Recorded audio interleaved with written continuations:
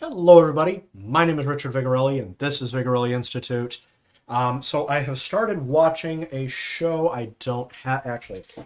Come here. There we go. Fun, actually. I actually watched this when it came out way back when. The world was young, the ancient gods were petty and cruel.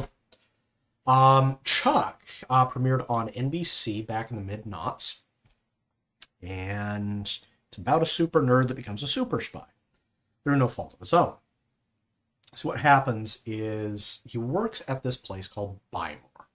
Basically Best Buy only green and in a different universe. And he runs a thing called the Nerd Herd, okay, which is Geek Squad under another name. And anyway, his best friend is a total dweeb. They're both losers, okay? They're making $11 an hour fixing computers, which, by the way, is apparently good money at that time. Okay? So, especially living in Los Angeles, Burbank specifically.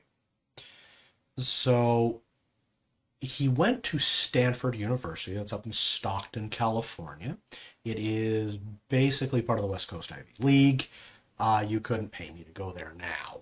Stockton looks like a demilitarized zone from what I've heard. Okay? So, one day he's there at work and this gorgeous blonde shows up right here. This is, pronounce her name, Yvonne Strahovski. She's Australian, by the way. I believe Russian or Polish descent. I could be wrong. Anyway, not important. She pops in and she's like, hey, what's up? Okay. Well, he fixes her phone for her and he gets a little bit of a crush on her. So him and his buddy Morgan, that's his geeky friend, are at home playing video games. And it's time for Morgan to go home, so he leaves. Chuck gets an email for his birthday from his former best friend and college roommate who got him kicked out of school because allegedly Chuck cheated and he didn't. Okay? So this guy has become allegedly an accountant. He's actually a secret agent working for the CIA. And he sends him this email. Now, in this universe, they had 9/11 too, okay, as well. Not 2 as in number 2, but as well, okay?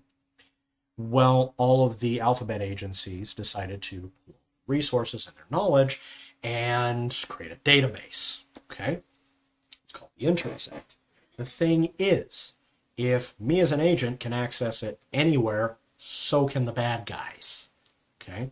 So why have a server farm that can be hacked into or destroyed for that matter when I can put it in all of my agents? So they developed a technology to upload into the subconscious all of the database, okay? And all you have to do is see an activator like a person's picture or whatever and instantly know everything about them. Huzzah, okay?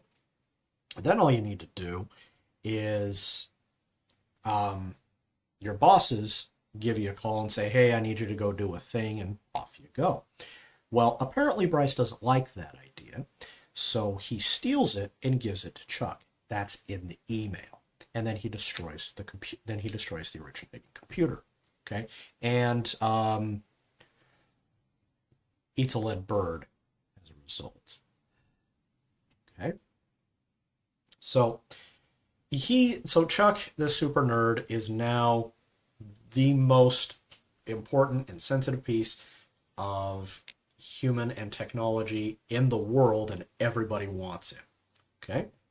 So he gets this uploaded and he passes out. It's actually a deadfall like that. And in the pilot, okay? I'm still in the pilot. Okay? So these 2 secret agents, one of them's NSA, his name's John Casey, and the other one is the hot blonde. She's CIA. Her name is Sarah Walker. They track him down and try to take him over. Okay. Well, it's this whole cat and mouse thing, lots of cloak and dagger stuff as the series goes on. Okay, lots of things happen. I'm not going to spoil it for you because it's actually a pretty decent show. Okay, here's the thing, it's an isekai. What? What's an isekai? Clutching the pearls. Well, an isekai is a type of fantasy where a nerd leaves their mundane, horrible, boring life and is transported or reincarnated into a glorious life where they're the key to everything. They have all these powers, and all the hot girls want them. In anime, it's a bit cliche, to say the least. Okay. Well, for the isekai to function, he either has to be transported, or he has to die and be reincarnated and have these powers and abilities given unto him. Okay?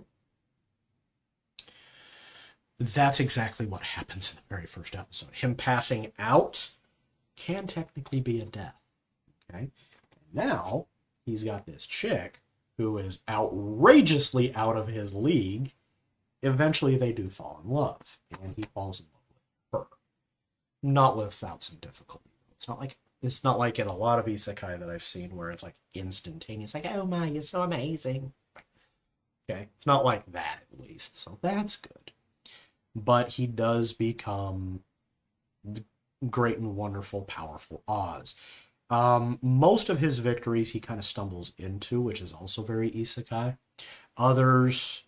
Most other isekai though are very Mary Sue and Gary Stu, where they're just all powerful and they're the missing piece of this world to make it run efficiently, otherwise evil just reigns.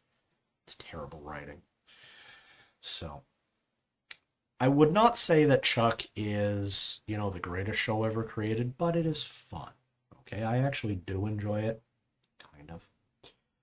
There's a few things in there that I'm watching, I'm just like, oh, good Lord. No, that's not how that works. They don't do that. Okay. That being said, they did get the thing right of there's factions within the intelligence agencies that have nefarious ideas. I don't know what they're called or how they function or anything like that, but you can bet they exist. Okay. So, I do have the whole series. I actually got it on cheap. Popped into a Play It Again store. It was there, brand new. Somebody had bought it. I don't want this anymore. Sold it. It was like, sweet, $5. I'll take it. Okay. Good times. By the way, invest in physical media. All right. So it's about all I've got for you. So if you're new to the channel, like, share, subscribe. Feel free to leave a comment. Yell at me. It's like, no, you're wrong. Well, then Harry Potter is isekai. Yes and no. Cursory surface examination, yes. But when you look at actually how the story works, no, he's not isekai, sorry. Something else. But that's a story for another day. I'll be back later, guys. You take care.